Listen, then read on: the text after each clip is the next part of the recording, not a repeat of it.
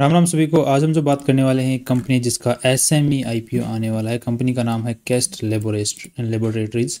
अब इसका small cap company है तो इसका आईपीओ आने वाला है और यहाँ पर ये जो आईपीओ खुलने वाला है 15 मई से 17 मई के बीच में खुलने वाला है। अब इस वीडियो के अंदर हम लोग चर्चा करने वाले कंपनी की परफॉर्मेंस के बारे में, जिसके बेसिस पे हम लोग आईपीओ के अंदर में लिस्टिंग गेंस और फ्यूचर में किस तरीके से कंपनी कर सकती है, क्या रिस्क हो सकते हैं, उनकी चर्चा करने वाले हैं।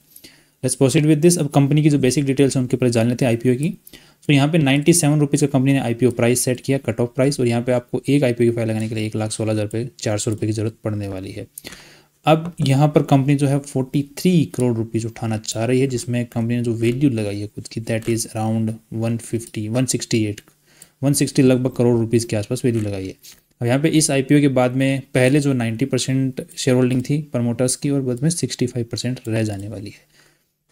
अब यहाँ पे एक कंपनी करती क्या है, सो ये फार्मास्यूटिकल कंपनी है, जो कि ये जो दवाइयाँ नहीं होती हैं मेडिसिन वगैरह, तो जेनेरिक मेडिसिन यूजुअली कंपनी बनाती है, मैक्सिमम के अंदर में जेनेरिक मेडिसिन कंपनी बनाती है और फिर उनको सेल करती है बाद में आगे मार्केट के अंदर में।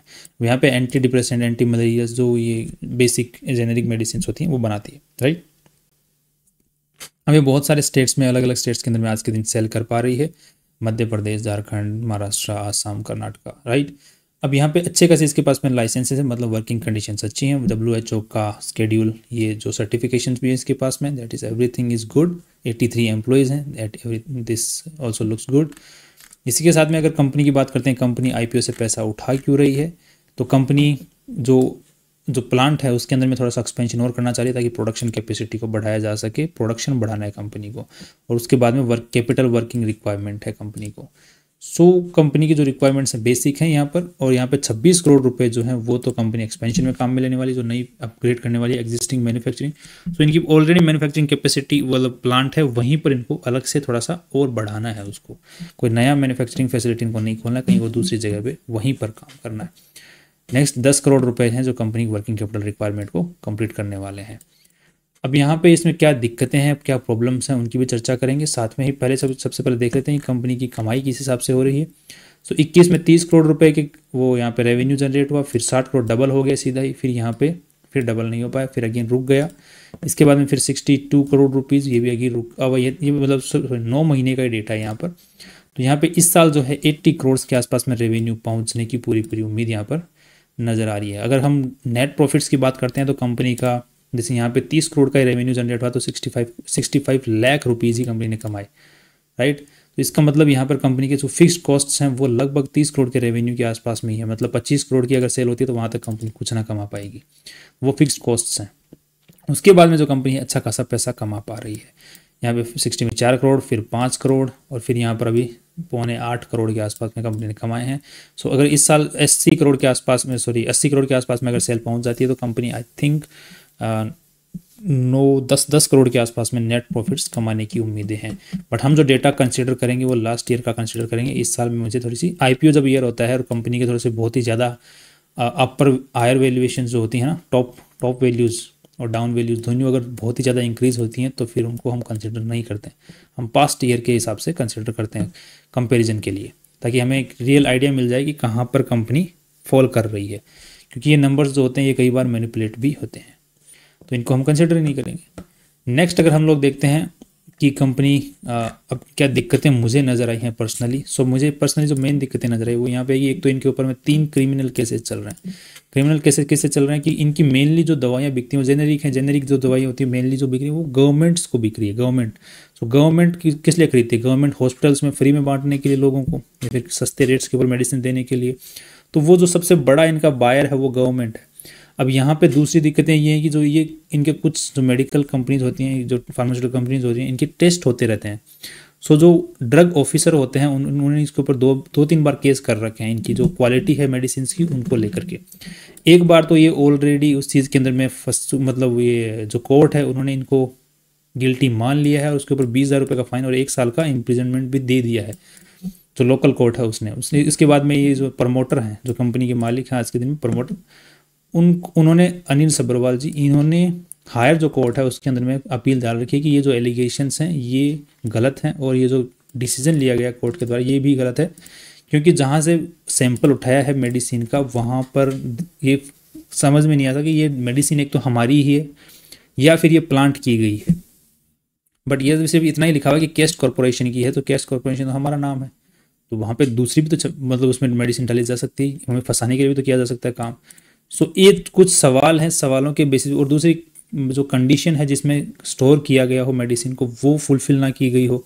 सो ये कुछ सवाल हैं जिनके बेसिस के ऊपर उसने हाई कोर्ट के अंदर में अपील कर रखा है अभी। इसी टाइप से 3 डिसीजन जो कोर्ट के चल रहे हैं इनके ऊपर में।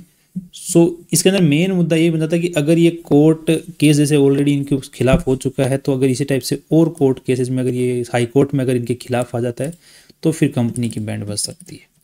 किस तरीके से? क्योंकि मेनली गवर्नमेंट जो ऑर्डर देती है वो काफ़ी चीज़ों को देख के देती है, और यहाँ पर अगर इनके क्वालिटी कंसर्न के ऊपर ये हो जाता है, क्वेश्चन मार्क लग जाता है, तो फिर शायद इनका जो सबसे बड़ा कस्टमर जिनका 70-75% के आसपास में जिनकी ये सेल हो पा रही है गवर्नमेंट की तरफ से, वो फिर यहाँ पर थोड़ी दिक्कत में आ सकती है। तो कंपनी की जो सेल होगी वो काफ़ी ज़्यादा हैम्पर हो सकती है।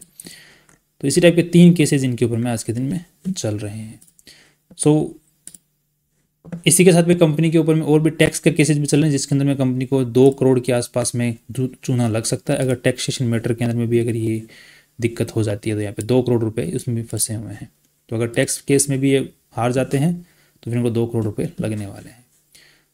नेक्स्ट अगर कंपनी में दिक्कत ये नज़र आती है कि कंपनी का जो लोगो है केस्ट लेबोरेटरीज लिमिटेड वो अभी तक रजिस्टर्ड नहीं है। कंपनी की ये जो लेबोरेटरीज हैं, जो लोकेशंस हैं, these are not owned by the company. ठीक है, ये किराए की हैं, 30 साल का किराया इन्होंने करवा रखा है, लीज के ऊपर में ले रखे हैं, और 36,000 रुपये सालाना इनका मेंटेनेंस चार्ज है।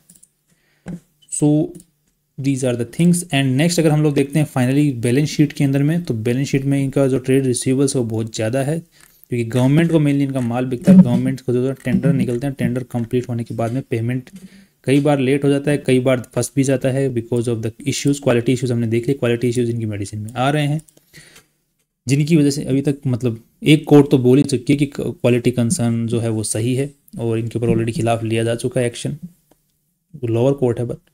तो उसकी वजह से एक तो गवर्नमेंट कई पैसा भी फ्यूचर में अटक सकता है। तो आज के दिन इनके जो 30 करोड़ रुपीज़ के आसपास में इनका ट्रेड रिसीवेबल्स बना हुआ है। तो अगर कंपनी को और आगे माल बनाना है तो फिर लोन उठाना पड़ेगा, और कंपनी का जो लोन है वो बढ़ता ही जा रहा है। यहाँ पर अगर देख पाएंगे पहले 4 करोड़ था, अब 4 करोड़ 60 लाख हो गया है, right, because of this loan बढ़ता ही जा रहा है। ये भी एक कंसर्न फ्यूचर में कंपनी को एक बड़ा कंसर्न बन सकता है, राइट। कंपनी की सेल है वो अच्छी खासी हो रही है, but the thing is sale तो हो रही है बट पैसा नहीं रिकवर हो पा रहा है, राइट। सो ओवर डिपेंडेंसी है गवर्नमेंट के ऑर्डर्स के ऊपर में, और कुछ पर्टिकुलरली मार्केट्स हैं उनके ऊपर में ही डिपेंडेंसी है, केसेस चल रहे हैं और पैसा अटका हुआ है, पैसा रिकवर नहीं हो पा रहा है। So these are the things जिनकी वजह से कंपनी का फ्यूचर थोड़ा सा अनसर्टेन कैटेगरी में गया हुआ है। अब ये कब तक चल सकता है वो तो अब टाइम ही बताएगा। अब आज के दिन अगर जीएमपी प्राइस को देखते हैं तो वो 0% पॉजिटिव की तरफ में चल रहा है। सो अगर ये जीएमपी प्राइस 50%, मैं तो कहूँगा इस पर्टिकुलर कंपनी में 70% से भी ऊपर जाता है तो फिर लिस्टिंग गेन्स के लिए एक बार को सोचा जा सकता है। इसी के साथ में एक बार कंपेरिजन बेसिस पे भी देख लेते हैं कि इसी टाइप की जो दूसरी कंपनियां हैं उनको मार्केट ने क्या वैल्यू दे रखी है, जिसकी वजह से हमें एक थोड़ा बेसिक अंदाज़ा मिल जाए इसकी लिस्ट कितना ऊपर तक ये जा सकता है, फिर खुल सकता है। सो यहाँ पर लास्ट ईयर का जो डेटा उसको हम कंसिडर करने वाले हैं। सो यहाँ पर कंपनी ने खुद की वैल्यू लगाई है 160 करोड़, और यहाँ पे कंपनी ने नेट प्रॉफिट जो है 5 करोड़। सो 160 के हिसाब से 32 का पी रेशियो निकल के आता है, राइट। सो 32 का पी रेशियो को अगर हम कंपेयर करके देखते हैं तो यहाँ पे 36 अल्फा, और यहाँ पे इसका है 10 का, एंड जेनिथ इसका है यहाँ पे 21 का। सो इसके हिसाब से अगर बेसिकली देखा जाए तो हमारी जो कंपनी है वो कुछ खास कमा नहीं रही है, ठीक है। इस साल का हमने कंसिडर नहीं किया है। अगर इस साल का कंसिडर करते हैं तो हमारा 15 का पी रेशियो निकल के आता है, और 15-16 का पी रेशियो इन सभी कंपनियों के अंदर में बेटर है, राइट। बट इस साल का हम लोग कंसिडर नहीं कर रहे हैं। अगर हम इनके साथ में अगर कंपैरिजन बेसिस पे अगर देखते हैं तो पिछले साल का ही यहाँ पर नेट प्रॉफिट्स हमें कंसिडर करने पड़ेंगे। तो उसके हिसाब से अगर पी रेशियो निकल जाए तो 3 के हिसाब से 1, सो इसका भी 31 का है। और अल्फ़ा का अगर हम लोग देखते हैं, अल्फ़ा का यहाँ पे निकल के आ रहा है 13 189, 130, और इसका अल्फ़ा वाला इसका पी रेशियो काफ़ी अच्छा निकल के आ रहा है, 16-17 के आसपास में निकल के आ रहा है। सो आई थिंक कमाई के हिसाब से इनके जो ऑलरेडी लिस्टेड कंपनियां उनके आसपास में ही कमाई कर रही है। और पी वी रेशियो की अगर बात करते हैं कि कितनी वैल्यू ऊपर लगाई है कंपनी ने, सो यहाँ पे नेटवर्थ जो है वो 15 करोड़ थी पिछले साल। नेटवर्थ तो खैर इस साल की कंसिडर कर सकते हैं हम लोग, क्योंकि इस नेटवर्थ अलग चीज़ होती है। 22 करोड़, 22 करोड़ के साथ में 43 करोड़, सो यहाँ पे ये क्या हो गया कितना, 66 करोड़, 65 करोड़, 65 रोल सेकेंड सॉरी, यस 65 करोड़। और ये हो गया 12 36 18, तो 2.5 के आसपास में पीवी रेशियो निकल के आ रहा है, जिसको अगर कंपेयर करते हैं तो इस कंपनी के मुकाबले और इस कंपनी के मुकाबले एंड इस कंपनी के मुकाबले ठीक ठाक लेवल के ऊपर में है, मतलब अच्छे लेवल के ऊपर में वैल्यू लगाई है कंपनी की, राइट। तो सभी कंपनियों के मुकाबले वैल्यू जो लगाई है वो कम लगाई है, और बाद में कमाई जो कर रही है वो इनके आसपास में ही कर रही है। अब सो इश्यू जो मेन नज़र आता है इसके, अगर कंपेरिजन के बेसिस के ऊपर हम लोग देखते हैं तो थोड़ा बहुत हमें लिस्टिंग गेंस अप टू 50% के आसपास में मिल सकता है, बट द थिंग कंटिन्यूज कि कंपनी के अंदर में दिक्कतें हैं, ठीक है। सो उसकी वजह से अगर लिस्टिंग गेंस अगर मोर देन जीएमपी 70% के आसपास रहता है तो फिर हम लोग लिस्टिंग गेंस के लिए सोच सकते हैं। लॉन्ग टर्म के लिए हिसाब से हम इसके अंदर में अभी कंसिडरेशन नहीं कर सकते इस कंपनी को। That's all from our side, और कल फिर मिलते हैं एक नई इंपॉर्टेंट वीडियो के साथ में। सी यू टुमारो।